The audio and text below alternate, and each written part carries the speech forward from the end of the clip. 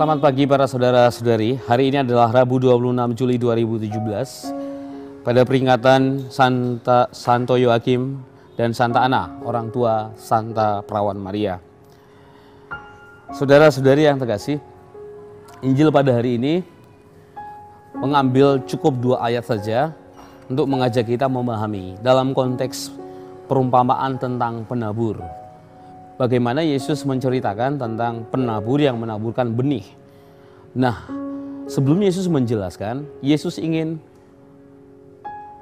menjelaskan kepada kita bagaimana situasi pendengarnya. Di antara para pendengar Yesus ada 2 kelompok. Kelompok yang bagaimana? Kelompok yang pertama ialah kelompok yang punya mata tetapi tidak melihat, punya telinga tetapi tidak mendengar. Kelompok yang kedua ialah kelompok yang punya mata dan telinga dan tentu saja mereka melihat dan mendengar. Kelompok yang pertama dikecam oleh Yesus dan kelompok yang kedua disebut kelompok yang berbahagia. Mengapa?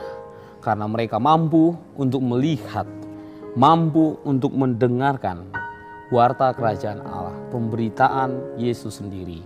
Keterbukaan hati mereka terhadap pemberitaan Yesus memampukan mereka untuk mengalami perubahan yang nyata dalam kehidupannya, mampu menangkap kehadiran kerajaan Allah, dan akhirnya mampu untuk menyambut Yesus, mengimani Yesus di dalam keseluruhan hidupnya. Tentu berbeda dengan orang-orang Farisi, ahli-ahli Taurat. Karena apa? Karena meskipun mereka punya mata, punya telinga, bahkan mereka punya budi, mereka tahu apa yang mereka sedang pelajari, mereka tahu apa yang sedang mereka tangkap dari Tuhan, tetapi hati mereka tertutup. Hati mereka tertutup terhadap perubahan hidup melalui pewartaan Yesus sendiri.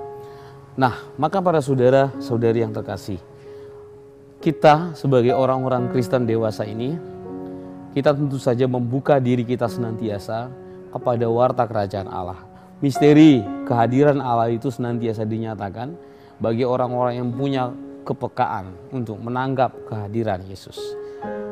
Nah, maka semoga kita dalam kehidupan sehari-hari ini membuka mata kita, membuka telinga kita selebar-lebarnya terhadap wartaan Tuhan, terhadap kabar gembira yang kita dengarkan, terhadap kehadiran Allah di dalam zaman kita dewasa ini. Kehadiran Allah itu bisa meneguhkan, kehadiran Allah itu juga bisa mencekam kita.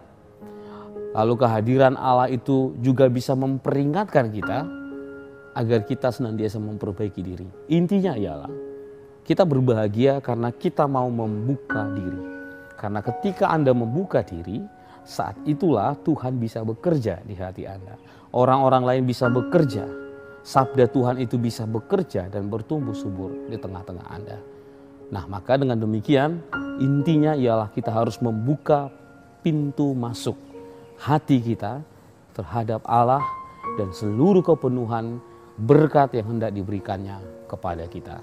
Semoga Anda menjadi orang-orang yang terbuka, orang yang sungguh-sungguh mengharapkan senantiasa Tuhan yang hadir dan bersabda dalam hidup kita.